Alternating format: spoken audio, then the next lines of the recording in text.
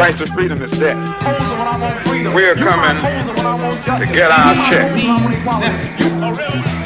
Black first, my brothers and my sisters. Welcome to the Afro Elite YouTube channel. I'm your host, Afro Elite. Before we get started, please make sure you hit that subscribe button, notification bell, like button, all that, because all that helps the reach and the growth of the channel. For everything you all do, thank you very much.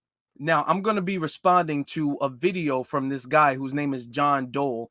The video's really long. I have it linked in the description below if you want to check. It's a lot of racist nonsense, but I have it linked in the description, so I'm giving full credit, so I'm giving full credit to the original owner of the video. Now, I picked a certain amount of clips because he's talking about reparations in a few segments of this. It's like he's going to a college campus and he's having a thing where he's like, America's not racist. So he's prepared with a bunch of statistics. A lot of those are skewed. A lot of the things he's saying just blatantly straight out lies. And he's going there and he's chopping up clips and stuff like that for college students who are less prepared to deal with a type of debate like that. So we see this biased type of, I'm going to a college campus to debunk all these things. You see this a lot with like the alt-right and the right wing. They tend to go to college campuses and they try to pretend to dupe all the college students.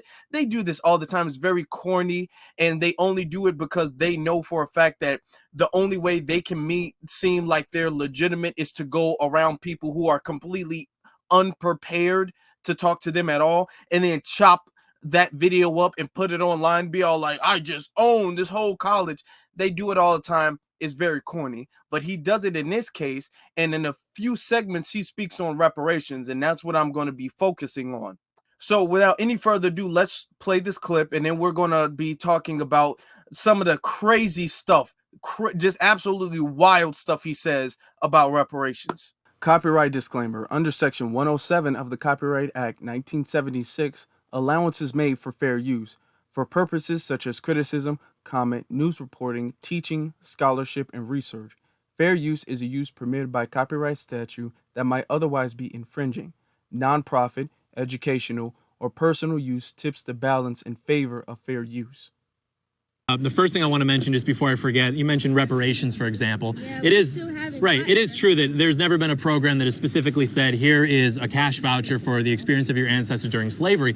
However, if you look at who pays the most into the tax system in this country, historically, it has been white Americans and also Asian Americans. And excuse me. And if you look, I know we got to go one at a time though. And if you look at who has taken more out of the system, it has been black Americans. And we've spent over $1 trillion since the 1960s on the war on poverty, which disproportionately has gone to black Americans.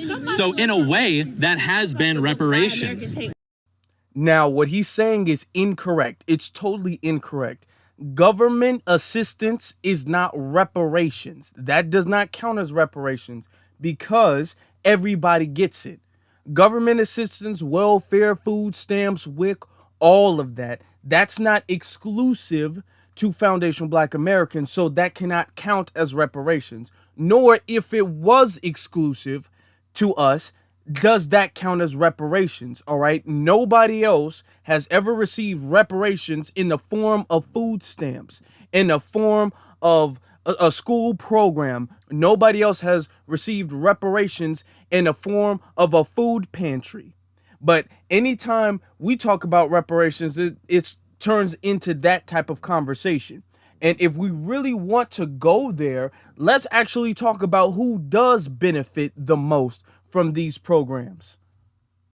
This information comes from the Food Research and Action Center. It says, now just the highlighted part right here, SNAP recipients represent different races and or ethnicities. White, about 37%, African American, 26%, Hispanic, 16%, Asians, 3%, Native Americans, about 2%. About 16% of the participants are categorized as race unknown. So we don't really know. That's a decent percentage too of race unknown. But clearly the people who receive most of the food stamps, most of the SNAP, are white people. But that's not our only statistic either. Now, this comes from the Pew Research Center, and this is just about 2020 alone. The Characteristics of SNAP recipients in 2020. This is by the percentage. When you go under the first like category about the ages and you go to the races, you see white makes up 62.7. And then they even break it down to white non-Hispanic, which makes up about 40% at 39.8. And black people, and they're not even saying black non-Hispanic, they're saying black altogether make up 27%. Now, even if you take away the non-Hispanics, you still see that white non-Hispanics make up a little bit more than 10% of the recipients in just 2020 alone over black people. Now, I deliberately saved this one for last because this one comes from the U.S. Census Bureau, and it's not just SNAP, it's SNAP, WIC, any type of food programs, any type of WIC programs, all of essentially government assistance, all right? And as you can see, when you look on the right side and you can see the races, whites make up a disproportionate amount. Now, what they'll do when you bring up the fact that most of the government assistance, SNAP and all that stuff, most of that goes to white people, they'd be all like, well, no, hold on. Disproportionately, though, you have to look at the proportions. White make up a majority of America, so of course. But disproportionately speaking, blacks take up a more proportionate amount due to their population size. But when you look at all of the things all together, all types of government assistance all together, any type of government aid all together, whites make up a larger percentage than their population size is. And I'm going to be very honest, I think that a lot of these numbers get undertold as well too, because white people do a whole lot of food stamp scams. If you look up, if you Google government assistance scams, food stamp scams, WIC scams, all of these different types of scams that a lot of white people get away with, and then when you see the ones that are caught, they've been doing it for years. A lot of that stuff gets undertold. So when you calculate all of those things, you see the government mainly helps the white society, okay? So it's not this disproportionate, well, black people are on welfare. No, when you look at the statistics, though, the statistics is pointing out the fact that the white people receive more government assistance than anybody else, and not just based off of population percentage. This is later on in the same video. He talks about reparations again. I really just picked the parts where he's talking on reparations, because he talks on a whole bunch of stuff and we would be here all day debating this stuff. He talks about affirmative action, cancel culture, all of these different things, but I want to keep this video specific about reparations. So he's talking later on, after he made that first statement about reparations being government assistance. Then he talks to this, I'm assuming this is a student, more than likely a student or a young teacher, but more than likely it's a student talking about reparations. I think in the polling, one of the more popular issues among black Americans is the idea of reparations. I don't think that's universal, but it is very popular amongst like the black bloc vote. And why do you think that is? I think that black Americans probably feel like that would heal some of the scar caused by slavery. I think that black Americans, and correct me if this is inaccurate, I think they probably feel like that amount of money and whatever amount that is would probably help give them an advantage to where they could maybe close the gap in terms of material standard of living between black Americans and white Americans. Okay, keep note, he talks about the gap. And this is something that they'll talk about. Oh, well, there's a gap. There is a black and white gap. They'll admit to the fact that there is a wealth gap. There is a living quality gap. They will admit the fact that it is a gap. But when you talk about why there's a gap, that's when they start to derail. Now, he's saying, well, I think black Americans want reparations because they want to mend the gap. They want to close the gap. And that's a very legitimate reason for a lot of us. The thing is that whether there's a gap or not, it's a debt that's owed. So there doesn't have to be a debt. There doesn't have to be a gap for you guys to repay the debt anyway. Whether there's a gap or not, you still owe the money. Even if we were ahead, you still owe the money. So let's not play that game. But he's admitting the fact that, oh yeah, there's a gap. And the gap starts with slavery. Now, it was slavery, Jim Crow, redlining, all of that stuff and, you know, housing discrimination, employment discrimination, all of that stuff that continue to further the gap and advance the gap. But the gap began with slavery. All right. That's the thing that they don't want to admit to. Okay, so using your words, you said the scar of slavery. So Yeah. you believe there is a scar of slavery. Yeah. What do you think that is? I think I know it when I see it. I mean, I think that there's a lot of hurt in this country because of the legacy of slavery. I think that Black America, and I don't think the media, by the way, helps with this at all. I think that Black America looks at white America and vice versa as this sort of like maybe divorced parents trying their best to get along. And I think that there's a lot of hurt and it needs to be discussed. No, not at all. That doesn't even make sense. He's talking about, well, the way Black people look at white people and vice versa is like divorced parents. What is he talking about? That doesn't make any sense.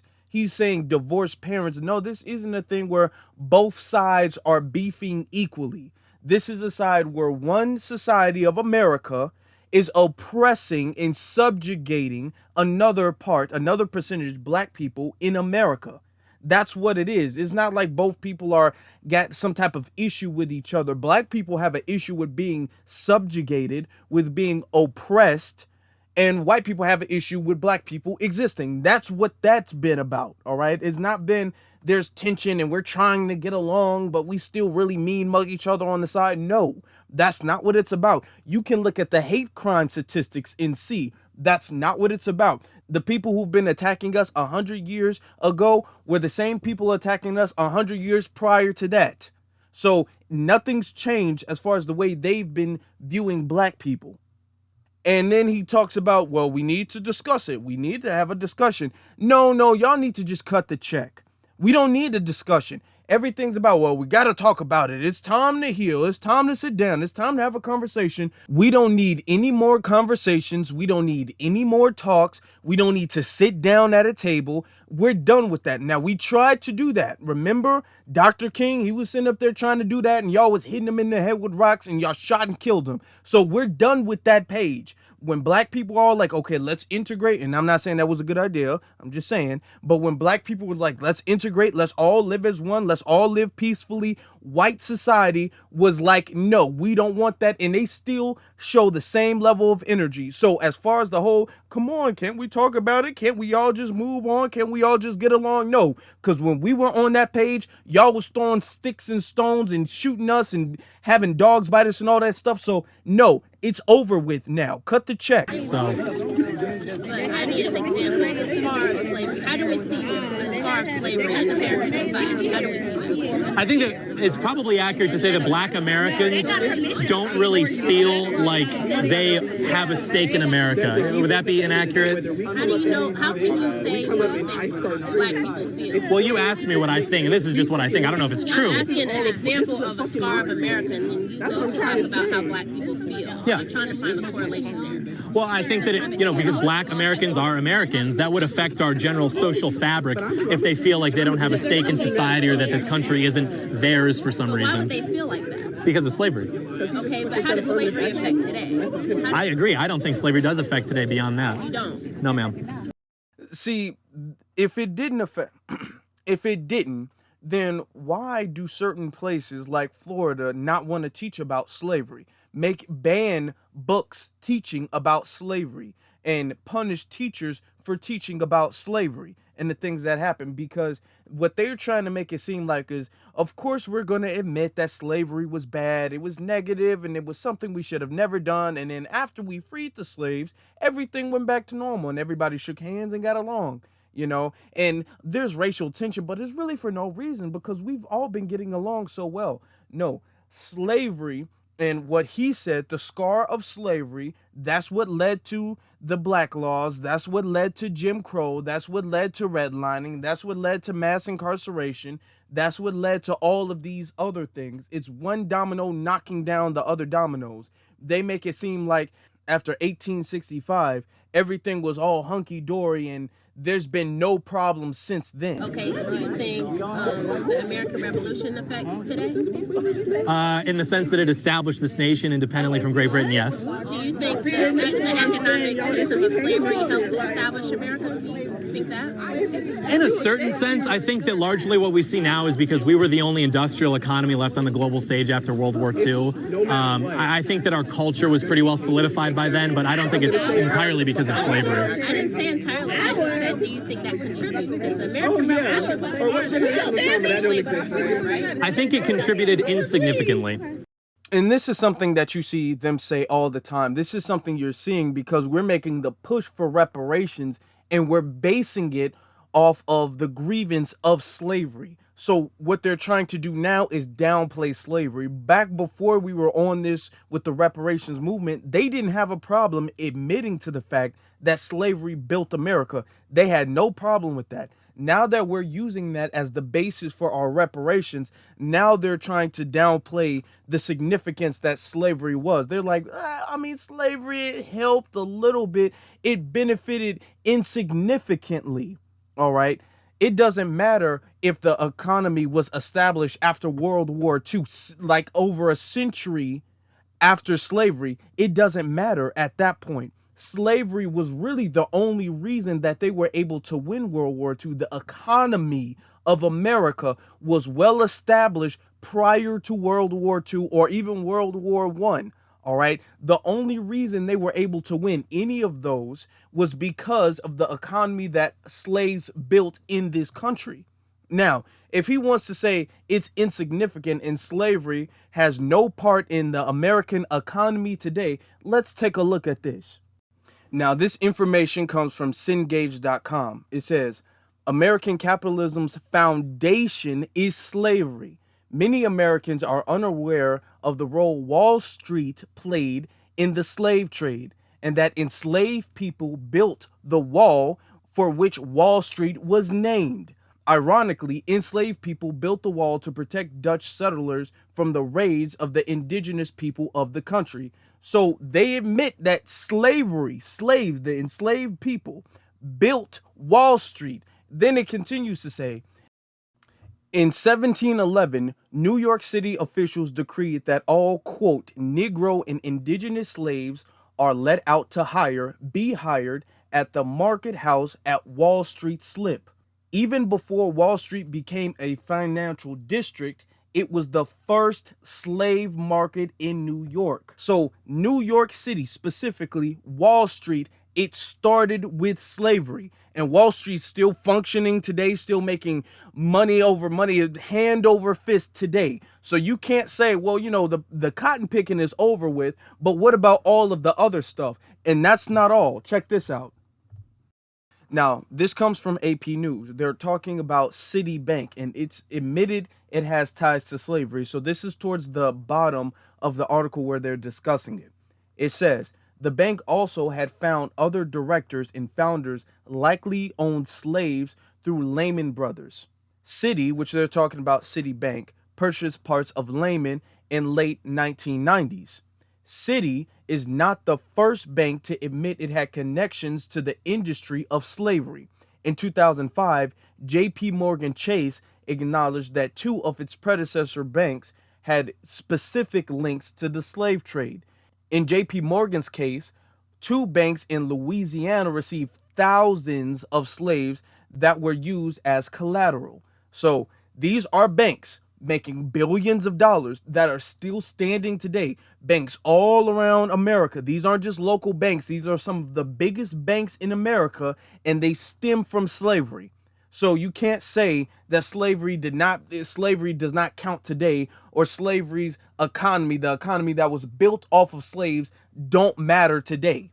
It continues to say, the Charlottesville, North Carolina bank, Wachovia, which failed in the 2008 financial crisis, was subsequently bought by Wells Fargo, also admitted in 2005 that it had roots back to slavery.